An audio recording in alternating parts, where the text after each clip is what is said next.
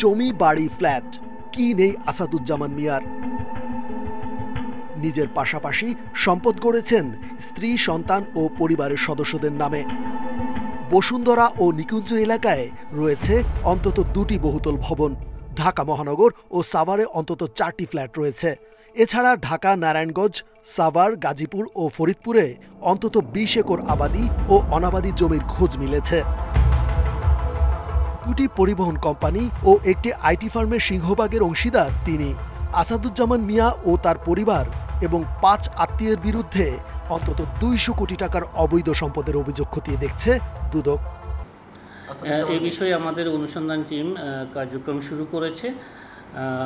এই কার্যক্রম অব্যাহত আছে এবং অনুসন্ধানে প্রাপ্ত তথ্যপত্রের ভিত্তিতে পরবর্তী সময়ে আপনাদেরকে আরও বিস্তারিত জানানো হবে। একেবারেই প্রাথমিক অবস্থায় রয়েছে। বিশেষজ্ঞদের মন্তব্য, ক্ষমতার অপব্যবহার করে দুর্নীতির একটি ন্যাক্কারজনক উদাহরণ এই পুলিশ কর্মকর্তা। তখনকার সরকার তার কাজে ব্যবহার করেছে, আবার তাকে ঢালাও লাইসেন্স দেওয়ার মতন করে ছেড়ে দেওয়া হয়েছে দুর্নীতি করবার জন্য, যার ফলে দুর্নীতিগুলো সে করেছে। আমি তো মনে করি যে এইগুলো অনুসন্ধানের চাইতে সরাসরি মামলা করার মতনই উপাদান পত্র পত্রিকার রিপোর্টে আছে। মামলা করে তদন্তে নামা উচিত ছিল দুদকের। গত 11 সেপ্টেম্বর রাজধানীর মহাখালী থেকে গ্রেপ্তার হন আসাদুজ্জামান মিয়া। ডিএমপি কমিশনার থেকে অবসরে যান 2019 সালে। পরে জাতীয় নিরাপত্তা সংক্রান্ত সেলের প্রধান নির্বাহী কর্মকর্তা পদে নিয়োগ দেয় আওয়ামী লীগ সরকার। সাবেক রেলমন্ত্রী নুরুল ইসলাম সুজন পঞ্চগড় 2 আসনের সংসদ সদস্য ছিলেন। পরপর 3 বার নির্বাচিত হয়ে মালিক হন বিপুল সম্পদের। অভিযোগ রয়েছে কোটি টাকা খরচে বিলাসবহুল বাড়ির পাশাপাশি ময়নাদিঘি বাজারে করেন মার্কেট। কাগজে কলমে 2008 সালে মাত্র 8 লাখ টাকার অস্থাবর সম্পত্তি 15 বছরে বেড়ে হয়েছে প্রায় 3 কোটি টাকা। 8 একরের কৃষিজমি বেড়ে হয়েছে 35 একর। ঢাকায় বাড্ডা, উত্তরা বনশ্রীতে রয়েছে একাধিক প্লট। ধানমন্ডিতে আছে 1800 বর্গফুট আয়তনের বাড়ি। রাস্তাটার পশ্চিম সাইডে ওখানে একটু জায়গা আছে, ওখানে ব্যাংক ডাক হয়েছে, ব্যাংকের সাথে মানে 4 তলা বানাইছে। আর এই বাড়িটা এমপি হওয়ার পরে জমি কিনছে ওইদিকে 2.5 বিঘা, এই পুকুরের দক্ষিণ পাশে। রেলমন্ত্রী হওয়ার সুযোগে পঞ্চগড় রেল স্টেশন ও জেলা স্টেডিয়ামের নামকরণ করেন তার বড় ভাই সিরাজুল ইসলামের নামে। এতে ক্ষুব্ধ জেলার বিভিন্ন শ্রেণী পেশার মানুষ। দলীয়করণের মাধ্যমে পঞ্চগড়ে একটা মানে সিন্ডিকেটের কারখানা গড়ে তুলেছিলেন। রেল মন্ত্রণালয়ে তার দুর্নীতির শেষ নাই, মানে রেল মন্ত্রণালয়টাকে তিনি ধ্বংস করে দিয়েছেন এবং দুর্নীতির আখড়া বানিয়ে দিয়েছিলেন। রেলমন্ত্রীর দায়িত্ব নেওয়ার 5 বছরে তার 2 ব্যক্তিগত সহকারী ও পরিবারের সদস্যদের সম্পদও বেড়েছে বহুগুণ। ঢাকা সিটি কর্পোরেশনের অন্যতম বড় প্রকল্প যাত্রাবাড়ি গুলিস্তান ফ্লাইওভার নির্মাণ, পরে যেটি নামকরণ করা হয় মেয়র হানিফ ফ্লাইওভার। এটি নির্মাণ ও পরিচালনায় ব্যাপক দুর্নীতির দালিলিক প্রমাণ মিলেছে ইন্ডিপেন্ডেন্ট টেলিভিশনের অনুসন্ধানে। প্রকল্প নির্মাণের দরপত্রে সিঙ্গাপুর, মালয়েশিয়া, দুবাইয়ের 3টি খ্যাতনামা কোম্পানি অংশ নিলেও যোগ্য বিবেচিত হয় বাংলাদেশ দুবাইয়ের যৌথ বিনিয়োগকারী প্রতিষ্ঠান বেলহাসা অ্যাকম অ্যান্ড অ্যাসোসিয়েট লিমিটেড, যেখানে লিড পার্টনার হিসেবে বেলহাসার নাম উল্লেখ আছে। এই যৌথ বিনিয়োগের প্রতিষ্ঠানে বেলহাসার শেয়ার 60% আর অ্যাকম ইঞ্জিনিয়ারিং লিমিটেডের শেয়ার 40%। আবার অ্যাকম ইঞ্জিনিয়ারিংয়ে ওবায়দুল করিমের 50% শেয়ারের পাশাপাশি 10% তার বন্ধু রবিউল হোসেনের এবং 40% মুজিবুল হকের ছিল। সিটি কর্পোরেশন 2005 সালে ফ্লাইওভার নির্মাণের কার্যাদেশ দেওয়ার সময় শর্ত ছিল যে লিড পার্টনার বেলহাসার শেয়ার কোনোভাবেই পরিবর্তন করা যাবে না এবং তারা নির্মাণ কাজ শেষ করার 5 বছরের আগে কোনোভাবেই শেয়ার ছেড়ে চলে যেতে পারবেন না। অভিযোগ আছে ফ্লাইওভারের কার্যাদেশ পাওয়ার পর রাজনৈতিক পট পরিবর্তনের সুযোগ নিয়ে ওরিয়ন, বেলহাসা সহ অন্য শেয়ারহোল্ডারদের একে একে তাড়াতে থাকে রাজনৈতিক প্রভাব খাটিয়ে। প্রথমে হামলা মামলা দিয়ে বড় শেয়ারহোল্ডার মুজিবুল হককে দেশত্যাগে বাধ্য করা হয়। অবৈধভাবে বোর্ড মিটিং দেখিয়ে ওবায়দুল করিম তার ছেলে সালমান ও জামাই মেহেদি হাসানের নামে কোম্পানির সব শেয়ার হস্তান্তর করা হয়। একইভাবে দুবাইয়ের প্রতিষ্ঠান বেলহাসার শেয়ারও জাল জালিয়াতি করে হাতিয়ে নেওয়া হয় ওবায়দুল করিম ও তার পরিবারের সদস্যদের নামে। এমনকি যৌথ বিনিয়োগকারী কোম্পানির নাম পাল্টে নতুন নাম দেয়া হয় ওরিয়ন ইনফ্রাস্ট্রাকচার লিমিটেড, যা সিটি কর্পোরেশনের সঙ্গে সম্পাদিত চুক্তির সুস্পষ্ট লঙ্ঘন বলে দলিলপত্র ঘেঁটে জানা গেছে। অনুসন্ধানে দেখা যায় শেয়ার জালিয়াতিতে জাল সই ও প্রতারণার অভিযোগে ওবায়দুল করিমের বিরুদ্ধে আদালতে মামলাও করে বেলহাসা। এ ব্যাপারে বেলহাসার সাথে ইমেইলে যোগাযোগ করা হলে জালিয়াতির মাধ্যমে তাদের শেয়ার সরিয়ে নেওয়ার বিষয়টি স্বীকার করে দুবাইয়ের প্রতিষ্ঠানটি। একমের নাম দেওয়া হয় অফ ওরিয়ন গ্রুপ, যেখানে একমের মধ্যে ওরিয়ন গ্রুপ বলতে কোনো শব্দ নাই। বেলহাসার সমস্ত সিগনেচার জাল করেছে, একমের সমস্ত সিগনেচার জাল করেছে। জাল করে ওবায়দুল করিমের ছেলে সালমান করিম, তার মেয়ের জামাই মেহেদি হাসান, তাদেরকে ইনক্লুড করেছে, করে একমটাকে পুরোপুরি নিজের করেছে। বেলহাসার যে শেয়ার হোল্ডিংটা ওইটা ওখানে মাত্র 5% করেছে এবং 95% ওবায়দুল করিম ওরিয়নের সাথে মিলে এটাকে ডাইলিউট করে ফেলেছে।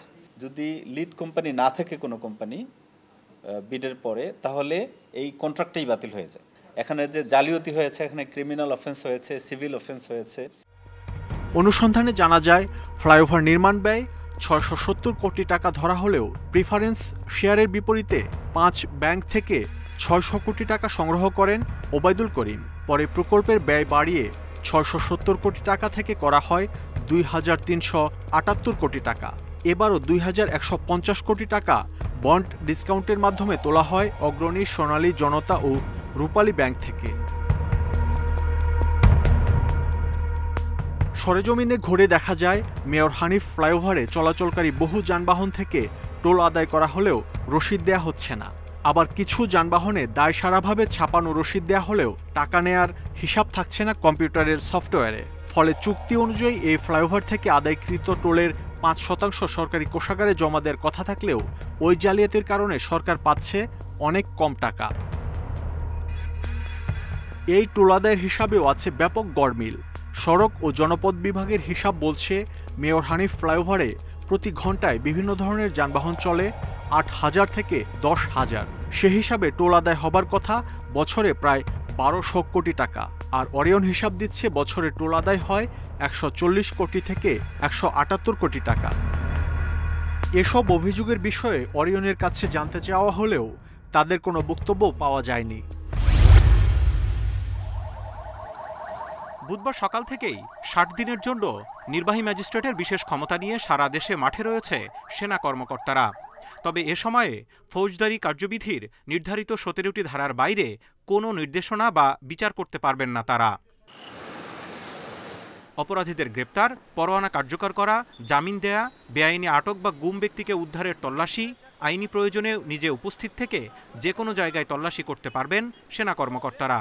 এছাড়া বেআইনি সভা সমাবেশ, মিছিল ছত্রভঙ্গ করা কিংবা পরিস্থিতি নিয়ন্ত্রণে প্রয়োজনীয় আদেশ দেওয়া ও সন্দেহভাজন ব্যক্তিকে আটক করার ক্ষমতাও দেওয়া হয়েছে। এটা মোবাইল কোর্ট না, মোবাইল কোর্টের আইন ভিন্ন আছে। মোবাইল কোর্টের জন্য ম্যাজিস্ট্রেট যিনি ম্যাজিস্ট্রেটই, আর ওনাকে ম্যাজিস্ট্রিয়াল পাওয়ার দেওয়া হচ্ছে ফর দি পারপাস। আর্মি এই সিচুয়েশনে একেবারে তারা তো রিমোটেস্ট, একেবারে প্রত্যন্ত অঞ্চল যেখানে সেই পর্যন্ত যায়, তো ওখানে আপনার দেন কোনো মেজার নেওয়ার জন্য বা কোনো অ্যাকশানে নেওয়ার জন্য সেখানে ম্যাজিস্ট্রেটের প্রেজেন্স প্রয়োজন নাই। আর্মির কমিশনড অফিসার যিনি ওই ট্রুপসের যিনি কমান্ডার থাকবেন, উনি ওই পাওয়ারটা উনি এক্সিকিউট করবেন।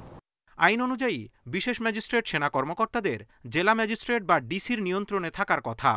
আইনজীবীরা বলছেন, এক্ষেত্রে জেলা প্রশাসনের সাথে সমন্বয় না থাকলে ব্যাহত হবে এর আসল উদ্দেশ্য। তাদের রিপোর্টিংয়ের দায়বদ্ধতায় না আনা হয়, তাহলে তারা রিপোর্টিংয়ের জায়গায় নিজেদের মধ্যে যদি রেখে দেন তাহলে তো কোনো রকমের সমন্বয় হবে না। সমন্বয় না হলে হচ্ছে আপনার বিভিন্ন ধরনের ভুল বোঝাবুঝি তৈরি হবে এবং সিভিল অ্যাডমিনিস্ট্রেশন তো হচ্ছে তাদের কাজের উপর কোনো নিয়ন্ত্রণ নিতে না পারলে তাদের কাজকে তো কোথাও ভুল করলে সেটাকে সংশোধন করারও সুযোগ থাকবে না। 2 মাসের মধ্যে যদি আসলে সিচুয়েশনটাকে ওনারা ডিল করতে পারেন, ওনারা যেই উদ্দেশ্য নিয়ে করছেন, তাহলে তো আর এটাকে কন্টিনিউ করার আসলে কোনো কারণ দেখি না। অনেক আইনজীবী মনে করেন, নতুন সরকারের 1.5 মাসে মাঠ প্রশাসন ও থানা পুলিশকে স্বাভাবিক কার্যক্রমে ফেরাতে না পারায় সেনা কর্মকর্তাদের নামতে হলো বিশেষ ম্যাজিস্ট্রেটের ভূমিকায়। ইন্দো প্যাসিফিক এলাকায় চীনের আধিপত্য কমাতে এবং নিজেদের বিশেষ বাহিনী মোতায়েন করতে এবার নতুন কৌশলে হাঁটছে আমেরিকা। জাহাজ বিরোধী অস্ত্র যাতে সহজে পাওয়া যায় এবং তা যেন প্রচুর পরিমাণে এক জায়গায় থাকে, সেজন্য এক জায়গায় জমা করে অস্ত্রাগার বানানোর চিন্তা করছে দেশটি। বার্তা সংস্থা রয়টার্সের এক প্রতিবেদন থেকে এসব তথ্য জানা যায়। ইউক্রেনে রুশ হামলার পর থেকেই মূলত নতুন এই দর্শনের দিকে ঝুঁকেছে আমেরিকা। এতে তারা ভাবছে কিভাবে কম খরচে বেশি অস্ত্র পাওয়া যায়। চীনকে টেক্কা দিতে চীনের মতোই হাঁটতে চাইছে আমেরিকা। এজন্য কম দামে পাওয়া যাবে এমন অস্ত্র প্রস্তুত রাখা হচ্ছে। চীন এখন এমন সব জাহাজ ও ব্যালিস্টিক ক্ষেপণাস্ত্রের সমাহার করছে যা দ্রুত আক্রমণ করতে পারে, এমনকি এগুলো সহজেই হাতের কাছে পাওয়া যায়, খরচও কম। তবে এ ব্যাপারে দুই দেশের প্রতিরক্ষা দপ্তরের কাছে জানতে চাওয়া হলে কোনো মন্তব্য পাওয়া যায়নি। এর মধ্যেই কম খরচে বানানো যায় এমন বোমার পরীক্ষা চালিয়েছে আমেরিকা।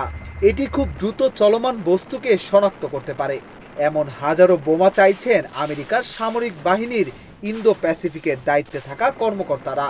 এই বোমার নাম কুইক সিঙ্ক। এর আগেই চীন জাহাজ বিরোধী অস্ত্র বানিয়ে রেখেছে। এ বছর এশিয়ায় বেশ জোরে সোরেই নেমেছে মার্কিন প্রশাসন।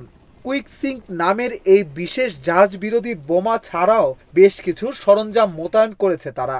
এর মধ্যে গত এপ্রিলে তারা এশিয়ায় বসায় নতুন টাইফুন মোবাইল মিসাইল ব্যাটারি। এটি খুব দ্রুত সমুদ্রযানকে টার্গেট করতে পারে, বানাতেও বেশি খরচ হয়নি। এই সরঞ্জাম বসানো হয় ফিলিপাইন্সে। এশিয়ার জন্য আগামী 5 বছরে 8 শতাধিক SM-6 ক্ষেপণাস্ত্র কিনতে চাইছে আমেরিকা। যদিও এ ব্যাপারে প্রতিরক্ষা বিভাগ থেকে কোনো মন্তব্য পাওয়া যায়নি। এছাড়া কয়েক হাজার তোমাহক এবং তারও বেশি JDAM ক্ষেপণাস্ত্র বানানো শুরু হয়েছে। ইন্দো প্যাসিফিক এলাকায় চীনের খেলাটা হচ্ছে পশ্চিম প্যাসিফিকে আমেরিকার নৌবাহিনীকে এগিয়ে যেতে না দেওয়া। এ কারণে আমেরিকাও পরিকল্পনায় নতুনত্ব আনতে চাইছে।